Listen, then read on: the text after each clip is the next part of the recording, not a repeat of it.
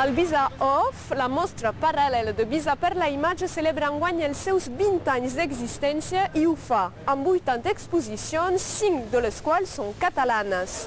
La Bressola és, per exemple, a l'Uno, al restaurant Via del Vi, situat a l'avingut de Leclerc, amb el reportatge La vida a l'escola.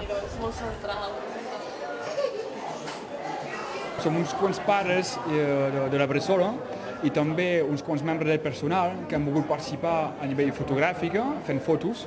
Han volgut representar el que és la Bressola, la seva essència, la seva filosofia, la seva pedagogia, ensenyar el que representa la Bressola, com viuen els nens, com conviuen els nens, els pilars fonamentals de la Bressola, intentar fer un repertori, una representació, il·lustrar la Bressola a través d'una exposició fotogràfica.